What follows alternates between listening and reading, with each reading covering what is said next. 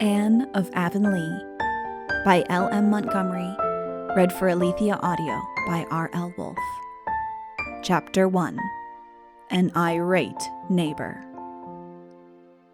A tall, slim girl, half past 16, with serious gray eyes and hair which her friends called auburn, had sat down on the broad red sandstone doorstep of a Prince Edward Island farmhouse one ripe afternoon in August, firmly resolved to construe so many lines of Virgil. But an August afternoon, with blue hazes scarfing the harvest slopes, little winds whispering elfishly in the poplars, and a dancing slender of red poppies outflaming against the dark coppice of young firs in a corner of the cherry orchard, was fitter for dreams than dead languages. The Virgil soon slipped unheeded to the ground, and Anne, her chin propped on her clasped hands and her eyes on the splendid mass of fluffy clouds that were heaping up just over Mr. J.A. Harrison's house like a great white mountain, was far away in a delicious world where a certain school-teacher was doing a wonderful work, shaping the destinies of future statesmen and inspiring youthful minds and hearts with high and lofty ambitions. To be sure, if you came down to harsh facts, which it must be confessed Anne seldom did until she had to, it did not seem likely that there was much promising material for celebrities in Avonlea School. But you could never tell what might happen if a teacher used her influence for good. Anne had certain rose-tinted ideals of what a teacher might accomplish if she only went the right way about it, and she was in the midst of a delightful scene 40 years hence with a famous personage. Just exactly what he was to be famous for was left in convenient haziness, but Anne thought it would be rather nice to have him a college president or a Canadian premier. Bowing low over her wrinkled hand and assuring her that it was she who had first kindled his ambition, and that all his success in life was due to the lessons she had instilled so long ago in Avonlea School. This pleasant vision was shattered by a most unpleasant interruption. A demure little Jersey cow came scuttling down the lane, and 5 seconds later Mr. Harrison arrived, if arrived be not too mild a term to describe the manner of his irruption into the yard. He bounced over the fence without waiting to open the gate, and angrily confronted astonished Anne, who had risen to her feet and stood looking at him in some bewilderment. Mr. Harrison was their new right-hand neighbor, and she had never met him before, although she had seen him once or twice. In early April, before Anne had come home from Queens, Mr. Robert Bell, whose farm adjoined the Cuthbert place on the west, had sold out and moved to Charlottetown. His farm had been bought by a certain Mr. J.A. Harrison, whose name and the fact that he was a New Brunswick man were all that was known about him. But before he had been a month in Avonlea, he had won the reputation of being an odd person. "A crank," Mrs. Rachel Lynde said. Mrs. Rachel was an outspoken lady, as those of you who may have already made her acquaintance will remember. Mr. Harrison was certainly different from other people, and that is the essential characteristic of a crank, as everybody knows. In the first place, he kept house for himself and had publicly stated that he wanted no fools of women around his diggings. Feminine Avonlea took its revenge by the gruesome tales it related about his housekeeping and cooking. He had hired little John Henry Carter of White Sands, and John Henry started the stories. For one thing, there was never any stated time for meals in the Harrison establishment. Mr. Harrison got a bite when he felt hungry, and if John Henry were around at the time, he came in for a share, but if he were not, he had to wait until Mr. Harrison's next hungry spell. John Henry mournfully averred that he would have starved to death if it wasn't that he got home on Sundays and got a good filling up, and that his mother always gave him a basket of grub to take back with him on Monday mornings. As for washing dishes, Mr. Harrison never made any pretense of doing it unless a rainy Sunday came. Then he went to work and washed them all at once in the rainwater hogshead and left them to drain dry. Again, Mr. Harrison was close. When he was asked to subscribe to the Reverend Mr. Allen's salary, he said he'd wait and see how many dollars' worth of good he got out of his preaching first. He didn't believe in buying a pig in a poke. And when Mrs. Lynde went to ask for a contribution to missions, and incidentally to see the inside of the house, he told her there were more heathens among the old woman gossips in Avonlea than anywhere else he knew of, and he'd cheerfully contribute to a mission for Christianizing them if she'd undertake it. Mrs. Rachel got herself away and said it was a mercy poor Mrs. Robert Bell was safe in her grave, for it would have broken her heart to see the state of her house in which she used to take so much pride. "Why, she scrubbed the kitchen floor every second day," Mrs. Lynde told Marilla Cuthbert indignantly, "and if you could see it now, I had to hold up my skirts as I walked across it." Finally, Mr. Harrison kept a parrot called Ginger. Nobody in Avonlea had ever kept a parrot before. Consequently, that proceeding was considered barely respectable. And such a parrot! If you took John Henry Carter's word for it, never was such an unholy bird. It swore terribly. Mrs. Carter would have taken John Henry away at once if she had been sure she could get another place for him. Besides, Ginger had bitten a piece right out of the back of John Henry's neck one day when he had stooped down too near the cage. Mrs. Carter showed everybody the mark when the luckless John Henry went home on Sundays. All these things flashed through Anne's mind as Mr. Harrison stood, quite speechless, with wrath apparently, before her. In his most amiable mood, Mr. Harrison could not have been considered a handsome man. He was short and fat and bald, and now, with his round face purple with rage and his prominent blue eyes almost sticking out of his head, Anne thought he was really the ugliest person she had ever seen. All at once, Mr. Harrison found his voice. "I'm not going to put up with this," he spluttered. "Not a day longer, do you hear, miss? Bless my soul, this is the third time, miss. The third time.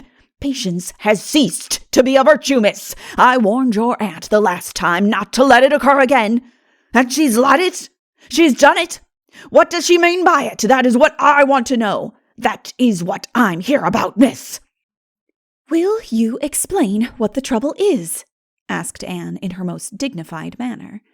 She had been practicing it considerably of late to have it in good working order when school began, but it had no apparent effect on the irate J.A. Harrison.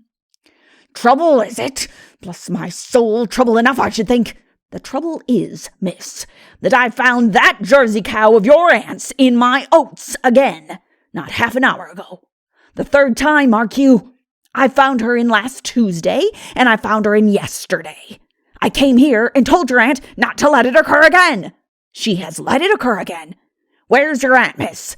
I just want to see her for a minute and give her a piece of my mind, a piece of J.A. Harrison's mind, miss." "If you mean Miss Marilla Cuthbert, she is not my aunt, and she has gone down to East Grafton to see a distant relative of hers who is very ill," said Anne with due increase of dignity at every word. "I am very sorry that my cow should have broken into your oats. She is my cow and not Miss Cuthbert's. Matthew gave her to me 3 years ago when she was a little calf, and he bought her from Mr. Bell." "Sorry, miss. Sorry isn't going to help matters any. You'd better go and look at the havoc that animal has made in my oats. Trampled them from center to circumference, miss." "I am very sorry," repeated Anne firmly. "But perhaps if you kept your fences in better repair, Dolly might not have broken in. It is your part of the line fence that separates your oat fields from our pasture, and I noticed the other day that it was not in very good condition." "My fence is all right," snapped Mr. Harrison, angrier than ever at this carrying the war into the enemy's country. "The jail fence couldn't keep a demon of a cow like that out, and I can tell you, you red-headed snippet, that if the cow is yours, as you say, you'd be better employed in watching her out of other people's grain than in sitting round reading yellow-covered novels." With a scathing glance at the innocent tan-colored Virgil at Anne's feet. Something at that moment was red besides Anne's hair, which had always been a tender point with her. "I'd rather have red hair than none at all, except a little fringe round my ears," she flashed. The shot told, for Mr. Harrison was really very sensitive about his bald head. His anger choked him up again, and he could only glare speechlessly at Anne, who recovered her temper and followed up her advantage. I can make allowances for you, Mr. Harrison, because I have an imagination. I can easily imagine how very trying it must be to find a cow in your oats, and I shall not cherish any hard feelings against you for the things you've said. I promise you that Dolly shall never break into your oats again. I give you my word of honor on that point. Well, mind you, she doesn't, muttered Mr. Harrison in a somewhat subdued tone. But he stamped off angrily enough, and Anne heard him growling to himself until he was out of earshot. Grievously disturbed in mind, Anne marched across the yard and shut the naughty Jersey up in the milking pen. She can't possibly get out of that unless she tears the fence down, she reflected. She looks pretty quiet now. I dare say she has sickened herself on those oats.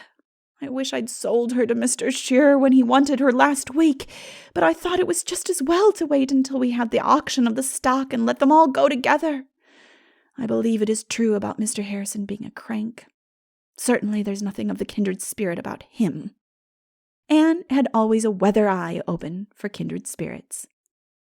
Marilla Cuthbert was driving into the yard as Anne returned from the house, and the latter flew to get tea ready. They discussed the matter at the tea table. I'll be glad when the auction is over, said Marilla. It is too much responsibility having so much stock about the place and nobody but that unreliable Martin to look after them.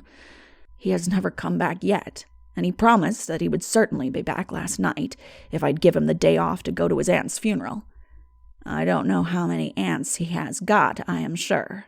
That's the fourth that's died since he hired here a year ago. I'll be more than thankful when the crop is in and Mr. Barry takes over the farm. We'll have to keep Dolly shut up in the pen till Martin comes, for she must be put in the back pasture and the fences there have to be fixed. I declare it is a world of trouble, as Rachel says. Here's poor Mary Keith dying, and what is to become of those 2 children of hers is more than I know.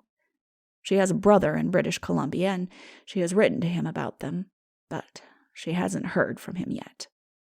What are the children like? How old are they? 6 past. They're twins.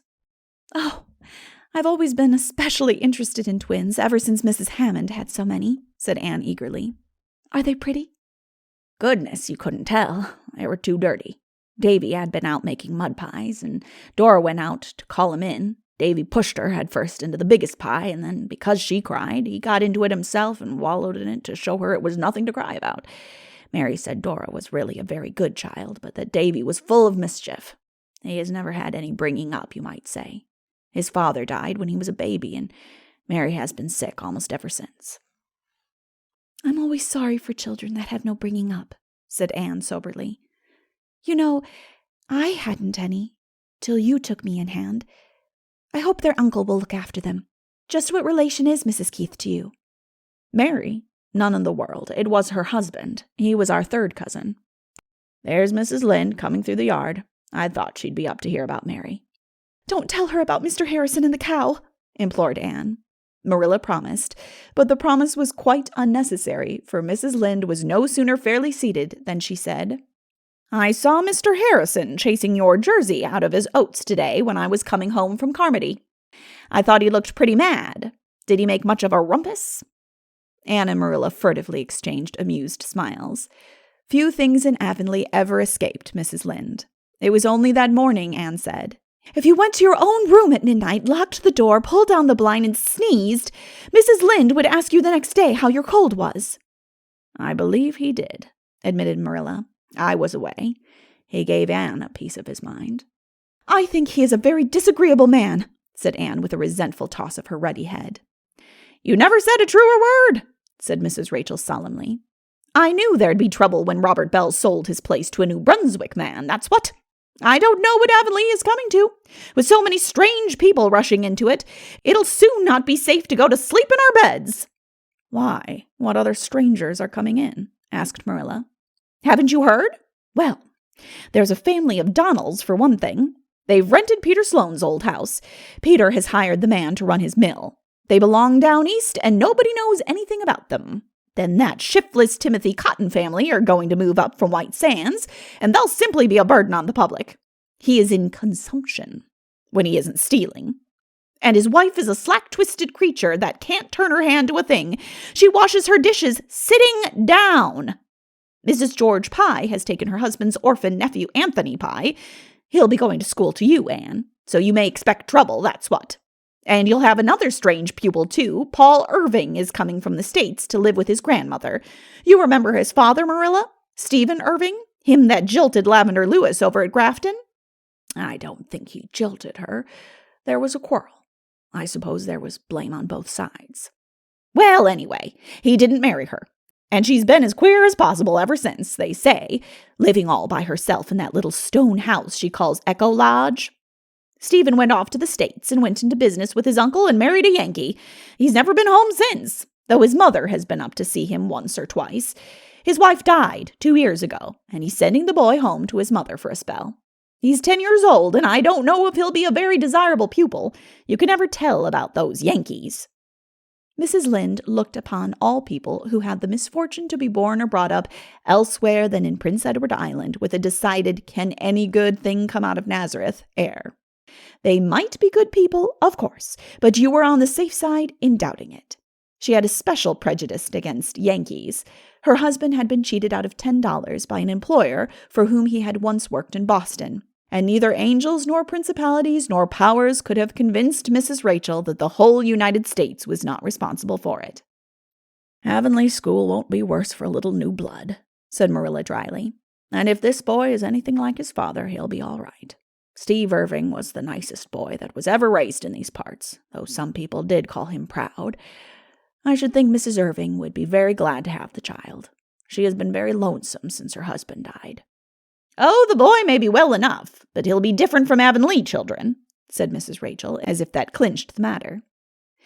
Mrs. Rachel's opinions concerning any person, place, or thing were always warranted to wear. What's this I hear about your going to start up a village improvement society, Anne?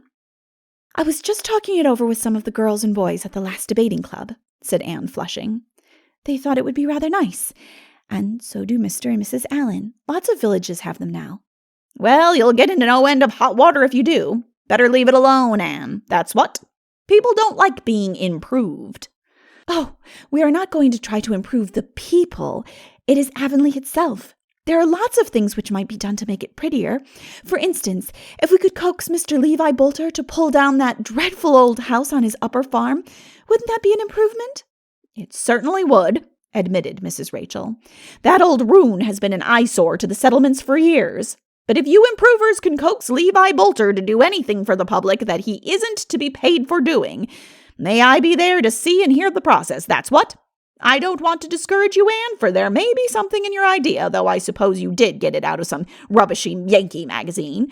But you'll have your hands full with your school, and I advise you, as a friend, not to bother with your improvements, that's what. But there, I know you'll go ahead with it, if you've set your mind on it. You were always one to carry a thing through somehow. Something about the firm outlines of Anne's lips told that Mrs. Rachel was not far astray in this estimate. Anne's heart was bent on forming the Improvement Society. Gilbert Blythe, who was to teach in White Sands, but would always be home from Friday night to Monday morning, was enthusiastic about it, and most of the other folks were willing to go in for anything that meant occasional meetings and consequently some fun. As for what the improvements were to be, nobody had any very clear idea except Anne and Gilbert. They had talked them over and planned them out until an ideal Avonlea existed in their minds, if nowhere else. Mrs. Rachel had still another item of news. They've given the Carmody School to a Priscilla Grant. Didn't you go to Queen's with a girl of that name, Anne? Yes, indeed. Priscilla to teach at Carmody. How perfectly lovely, exclaimed Anne, her gray eyes lighting up until they looked like evening stars, causing Mrs. Lynde to wonder anew if she would ever get it settled to her satisfaction whether Anne Shirley were really a pretty girl or not.